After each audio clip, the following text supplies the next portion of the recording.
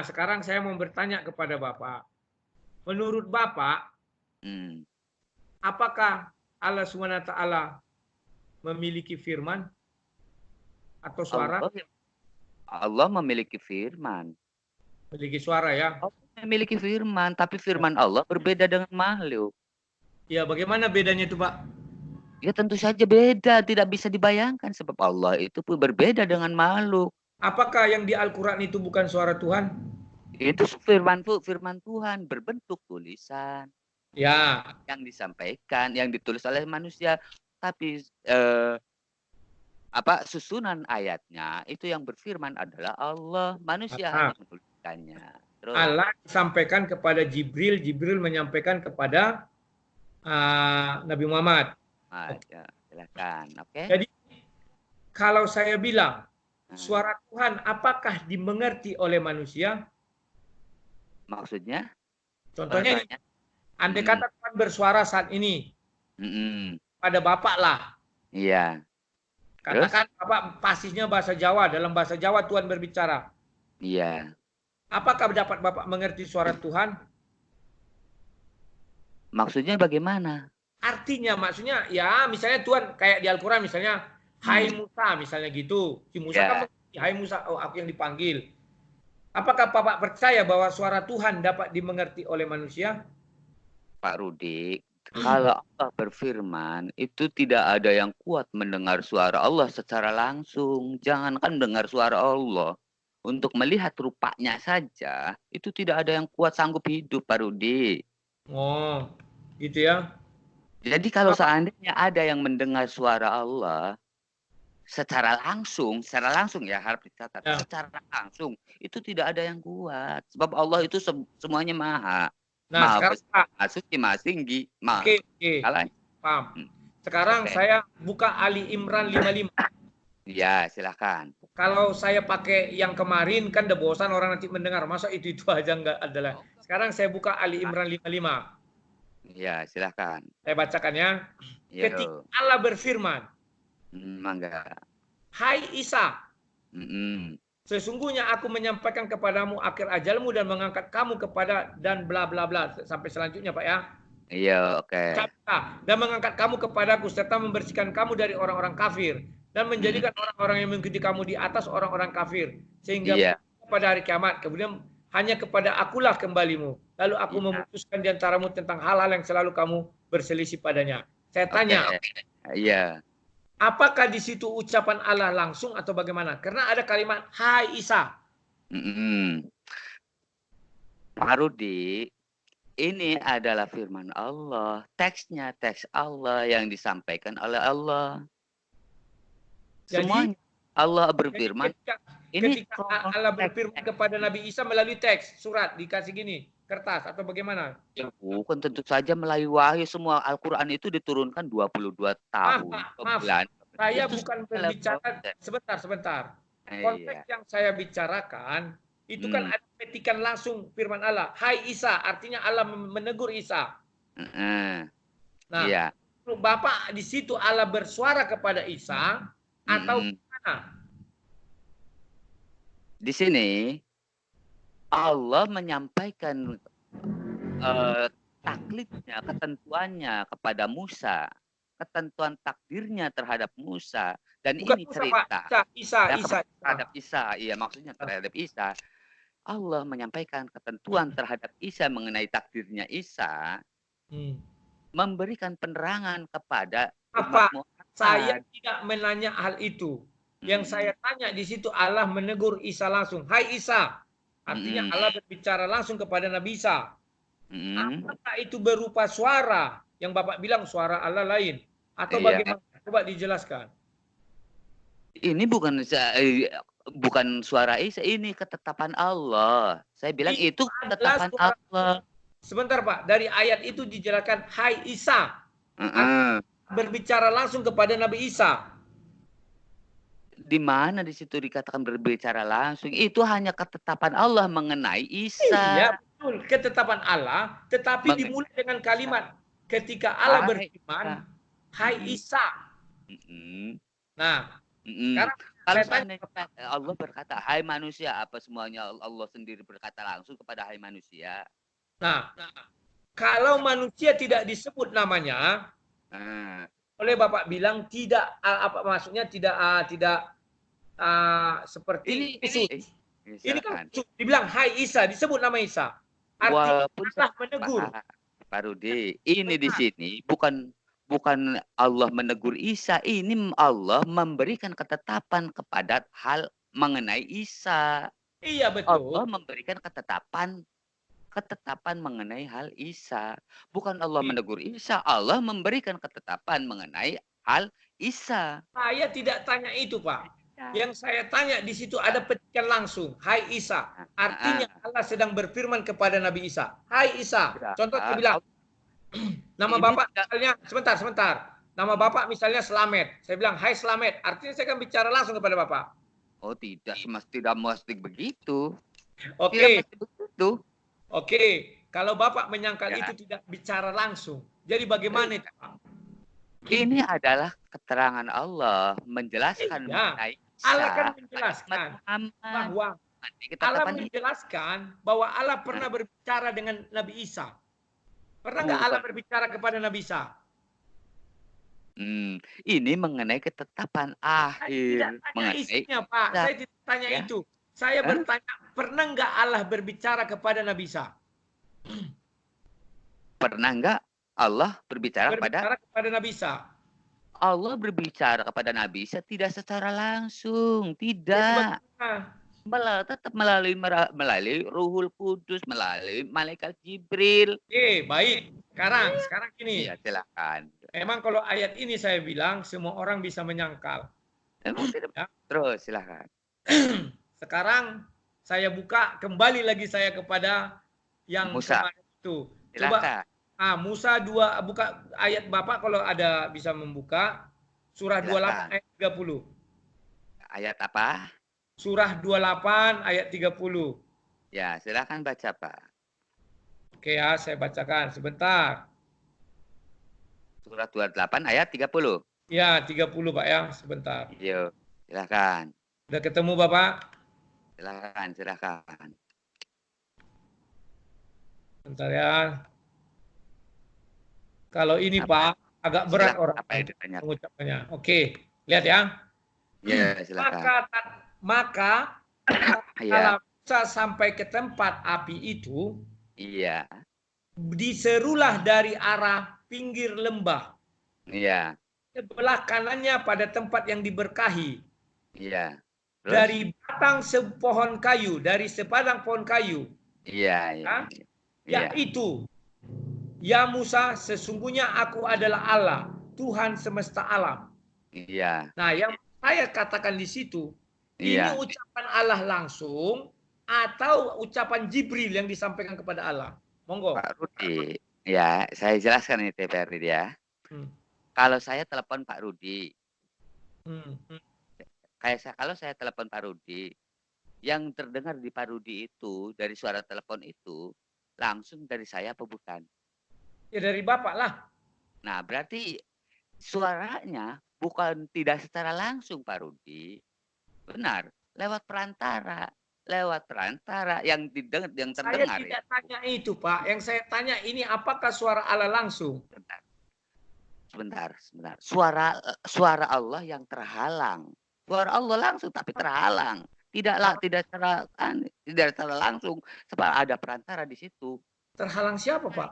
Kayu, sebab tidak ada yang kuat. Pak, masa kayu bisa menghalangi suara Tuhan? Oke.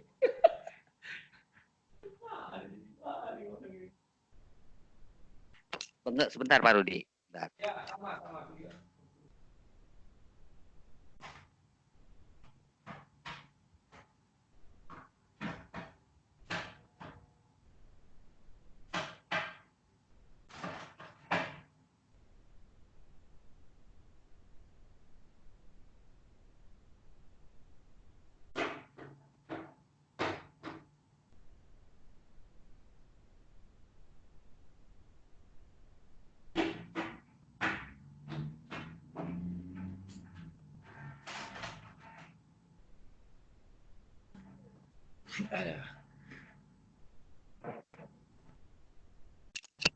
Oh, sudah.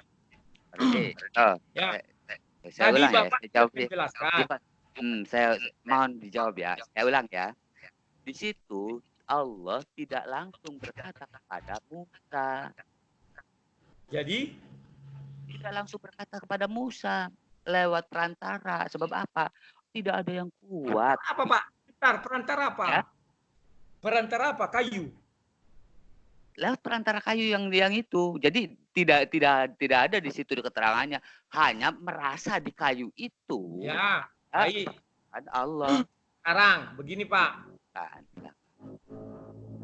Bahwa artinya melalui perantaran kayu Bapak bilangnya. Silakan. Halo. Ya, halo. Saya heran, kenapa nggak melalui, biasanya orang kan melalui perantaran Jibril. Sekarang Bapak bilang melalui perantaran kayu. Sekarang pertanyaan saya. Kayu itu media, hanya media. Sekarang begini, telepon itu benar, bukan. Berarti media Bapak bilang, berarti di sana telepon. Ada. Sebentar Pak, sebentar. Berarti melalui media Bapak bilang ya. Artinya benar yang saya bilang bahwa Tuhanlah yang berfirman langsung melalui media kayu. Apakah boleh saya bilang demikian? Ya, silahkan. Ya kan? Berarti Musa mendengar suara Allah langsung kan? Ya, silakan. Cuman dalam bahasa bisa jadi tidak langsung suaranya, sebab tidak kuat. Dalam bahasa Ibrani, karena si Musa kan orang Yahudi dulu itu kan? Iya. Bukan bahasa Indonesia. Nah, sekarang saya tanya sama Bapak. Suara Allah itu berada di dalam diri Allah atau keluar dari dalam diri Allah atau bersama-sama Allah atau terpisah? Suara yang sudah keluar itu tidak bisa ditarik lagi, Pak Rudi. Ya. Kecuali suara yang belum keluar masih apa? Itu namanya pikiran. Kalau suara firman yang sudah keluar,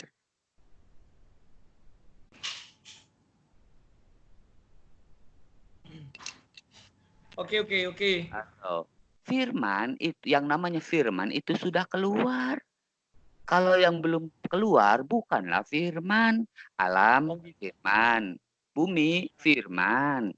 Semuanya termasuk Adam firman, manusia walaupun terlahir atau bertelur ataupun segala dalam bentuknya membelah diri, semua itu adalah proses dalam Allah menentukan firman-Nya.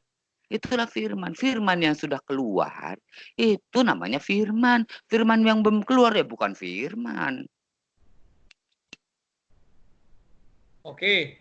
Ya. Berarti firman Allah itu berasal dari? Firman Allah ya berasal dari Allah. Tapi yang sudah keluar tidak bisa ditarik lagi. Iya. Yang keluar tidak bisa ditarik lagi. Berarti Bapak sudah mengakui bahwa suara Allah bisa dimengerti oleh manusia. Bisa. Yang mengerti contohnya Musa, bahwa Allah menyampaikan firman-Nya melalui media pohon. Tunggu sebentar. Halo, ada konsumen. Tunggu sebentar. Lanjut.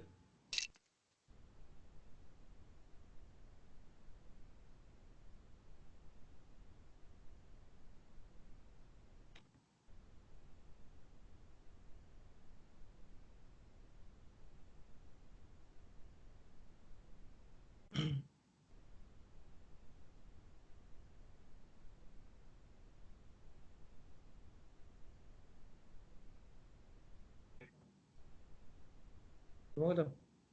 Ayo udah kira ya. Udah selesai tuh. Insya Allah aja lah.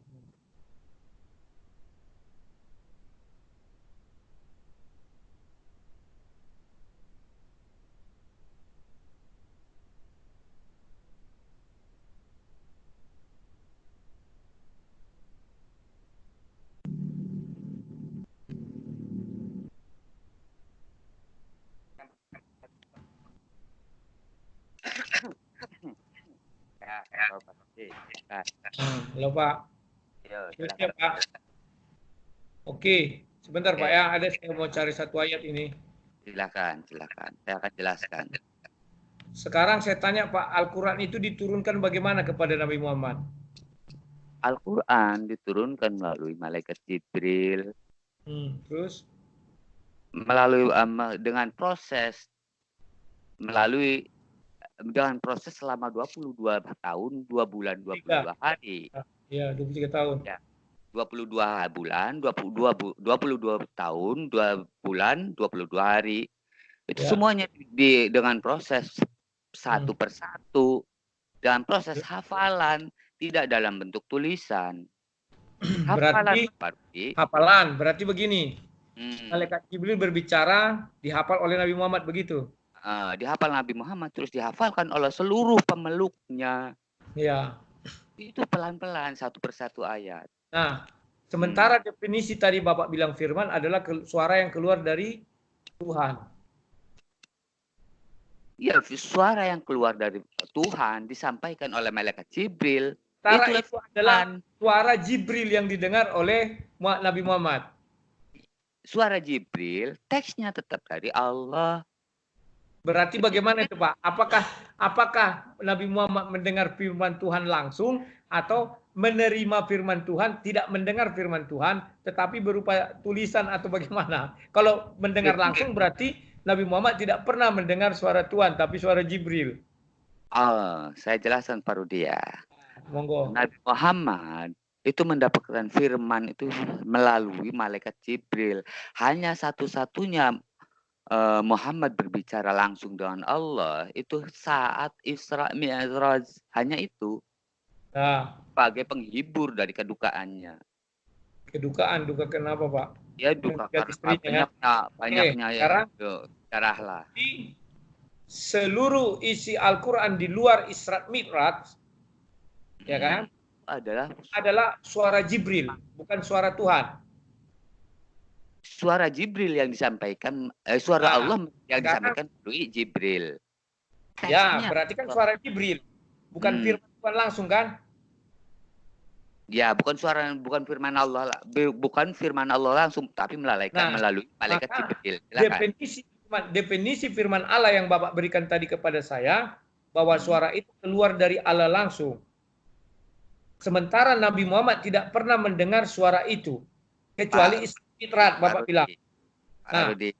Yang namanya firman Tuhan itu bisa berupa teks, bersumber susunan kalimatnya. Susunan kalimatnya sama seperti kita terdahulu, susunan kalimatnya itu adalah firman Tuhan. Kalau berupa teks, kitab suci. Itu firman Allah menurunkan kitab suci. Bukan mengutus Jibril, tapi menurunkan kitab suci. Jibril memberi kitab suci kepada Nabi Muhammad. Dalam hal proses kewahyuan tidak mesti harus mengikut perkataan Pak Rudi. Itu hak prerogatif Allah. Itu harus bagaimana melalui malaikat atau melalui kita langsung bikin kitab. Itu bukan saya yang membilang Pak, bukan saya yang bilang Bapak. Bapak sudah memberi definisi bahwa firman Tuhan adalah suara yang keluar dari Tuhan dan tidak bisa ditarik kembali. Sementara Nabi Muhammad tidak pernah mendengar suara Tuhan, tapi mendengar suara Jibril. Benar. Iya. Terus? Berarti Nabi Muhammad tidak mendengar firman Tuhan. Tidak mendengar firman Tuhan. Contoh begini Pak, contoh begini. Bapak sampaikan pesan ke anak Bapak. Nah, bilang sama si Rudia bahwa Bapak pergi ke pasar. Kan demikian. Ya. Nah, artinya saya tidak bisa membilang saya mendapat pesan dari Bapak itu, mendengar suara Bapak itu. Tidak. Tapi saya katakan, saya mendapat pesan melalui anak Bapak Jono bahwa dia sedang pergi ke pasar. Saya tidak bisa mengatakan kepada orang, saya mendengar suara Pak Jono langsung. Tidak bisa Pak, beda itu Pak. Iya, jadi memang seperti itu. Sama seperti Yesus. Yesus juga tidak langsung Allah yang langsung. Bentar Pak, kita tidak bisa lari ke Yesus karena kita masih membahas. Saya yang bertanya. Pak, silakan. Keduanya sama Pak Rudi, soalnya keduanya adalah Rasul utusan Allah. Maupun sama maupun tak sama, saya bertanya kepada Bapak, jangan lari ke Yesus, jawab aja dari Bapak imani. Nah, iya, Yesus juga Islam imani kok. Masalahnya Yesus juga ke Islam imani Pak Rudi. Jangan lari ke Yesus Pak. Islam tidak pernah mengimani Yesus, tapi Nabi Isa. Jangan disama-samakan. Sama. Itu bahasan lain.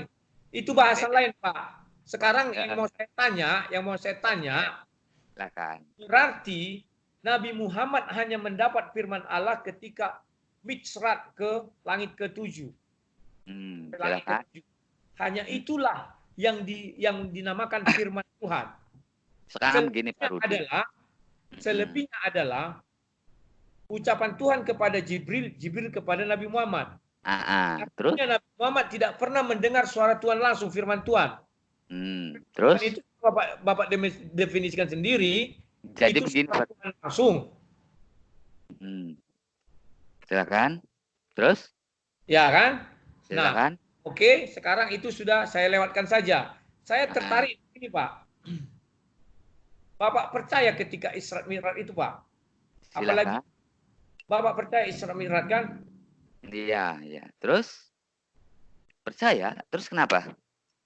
Saya masih dalam konteks kita bicara firman ini, Pak. Saya tidak mau bicara di luar firman. Kalau saya bilang nanti naik burak, naik ini kan kesannya apa? Ketika Nabi Muhammad Mi'raj ke langit ke-7 bertemu Ibrahim. Setelah itu Nabi bertemu dengan Allah langsung. Iya, kan? Dan mendengar suara Allah. Iya, terus? Dan di Al-Quran dikatakan bahwa bahasa yang digunakan adalah bahasa Arab. Karena datang kepada Nabi masing-masing demikian ya. Nah, yang mau saya tanyakan, ketika Nabi Muhammad naik ke surga, mengapa tidak ada ditulis di dalam Al-Quran? Isi pembicaraan itu loh, Pak. Apa isi pembicaranya? Iya, kenapa tidak ada ditulis di dalam Al-Quran? Bahwa Allah memerintahkan sholat hanya 5 kali, bukan 50 kali. Iya. Itu kan firman Tuhan langsung. Dan boleh saya katakan hanya itulah firman Tuhan langsung sesuai definisi yang Bapak berikan. Ya, terus? Itu ada dalam itu ada ayatnya di ayat Al-Isra. Al-Isra berapa? Ayat Al-Isra. Silakan surat ayat Al-Isra silakan baca. Oke, Al-Isra berapa? Mulai aja dari ayat awal. Oke, gini aja saya sederhanakan. Saya gunakan kata kunci 5. Kan itu 50 dirubah jadi 5. Ya kan? Siapa yang begitu? Itu biasa ada 2 ulama yang berkata begitu, Pak Rudi. Karena Allah Maha tahu. Allah itu bukan tidak harus tawar-menawar. Allah itu Maha tahu. Itu berita, kebanyakan berita dari Israiliyat. Berarti Bapak tidak mengakui Sahih Bukhari dan Sahih Muslim. Sahih Muslim ditulis di 162 itu, Pak. Iya. Isra 162 sampai 68. Iya. Ya, saya suka di Al-Quran, Pak. Saya bukannya tidak mengakui, tapi meragukan untuk hal itu. Soalnya apa? Allah Maha tahu. Ada pun prosesnya seperti itu yang terserah bagi yang percaya. Itu adalah cerita furu'iyah. Furu'iyah itu cerita cerita cabang yang tidak merubah suatu keyakinan, Pak Rudi. Iya, berarti oke lah. Tidak berubah suatu keyakinan, itu urusan Allah dengan Nabi Muhammad. Karena Bapak sudah menjawabnya seperti itu, maka saya cukupkan aja perdebatan ini sampai di situ. Jadi sudah jelas, sudah. Apalagi silakan, saya silakan Pak Rudi tanya semua silakan. Enggak lagi melanjutkannya karena kita tidak bisa mencari dasar pemikirannya, Pak. Ya, makanya kan kita paksakan nanti nggak ketemu. Silakan Pak Rudi. Saya tanya, silakan Pak Rudi bertanya banyak, silakan saya tanyakan semua. Soalnya Bapak kalau saya mau tanya, Pak Rudi tidak akan ada solusi. Silakan Pak Rudi kapan tanya aja. Sportif, saya katakan saya sudah cukup. Jadi semuanya enggak, barangkali masih ada yang belum jelas. Enggak. Nanti kita bisa lanjutkan lagi, entah Bapak hari besok, entah kapan, nanti masukkan lagi pesan ke saya, Pak ya. Tapi semuanya